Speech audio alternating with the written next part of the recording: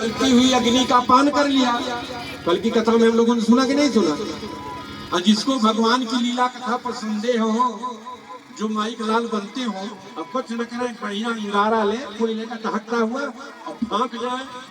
अगर जीवित रह जाए, अगर बचे रह गए तो भगवान की तो बात है, छोड़िए, हम ही जवाब दे देंगे, हम ही। लेकिन जीवित रह करके आवे। हे राजन, समरथ को नहीं दो गोसाई, समरथ को नहीं दो गोसाई, रवि पावक सुरसरी की नाई, रवि पावक सुरसरी की नाई। जो समर्थशाली भगवान है, उनकी लीला कथा में कभी अविश्वास नहीं करना चाहिए, न कोई टीका टिप्पणी करना चाहिए, और न भगवान के दुस्साहस का कभी अनुकरण करना चाहिए। केवल भगवान के नाम को जपिए, कीर्तन कीजिए, उनके रूप स्वरूप का चिंतन कीजिए, बस इतने कीजिए, इससे ज्यादा करने की आवश्यकता नहीं है। जिनको आप साधारण गोपी समझ रहे हो, परीक्षित जानते हो कौन थी?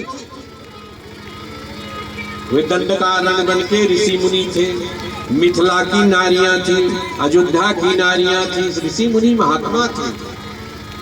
राम वनवास के समय पंचवटी में जब भगवान रहते थे तो वहां ऋषि मुनि महात्मा इकट्ठा हो जाते थे, तो सत्संग होता था।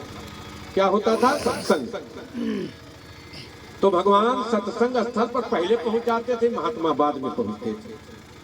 महात्मा लोग बाद में पहुंचे। तो महात्मा एक दिन अपने मन में विचार कर रहे हैं, भाई इनकी पत्नी है, इनके भाई हैं, और इनकी व्यवस्था हो जाती है, तभी तो 5 मिनट पहले आई के बैठ जाते हैं। अब हम लोग भी विवाह कर ले। महात्माओं ने सोचा कि हम लोग भी विवाह करेंगे। तो कहा विवाह इतनी स्त्रियां कहाँ मिलेंगी?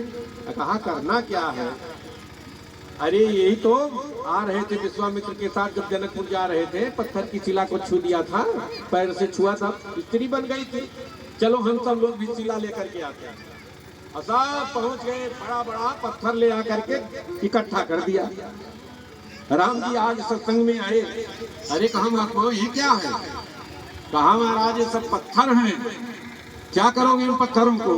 कहा हम लोगों को भी पत्नी चाहिए, अब आप इन सभी पत्थरों को स्पर्श कीजिए, हम सबके लिए पत्नी तैयार हो जाए, जिससे हम लोगों की भी गृहस्थी में काम बटाओ। राम जी ने सोचा कि सब पागल, तो राम जी ने तुरंत वही पैतरा बदला। कहा ऐसा है महाराज, हम स्पर्श तो कर देंगे, लेकिन अभी 2 महीने तक मुहूर्त ठीक नहीं, 2 महीने के बाद मुहूर्त सही आएगा। कहा ठीक है, हम 4 महीने इंतजार कर लेंगे।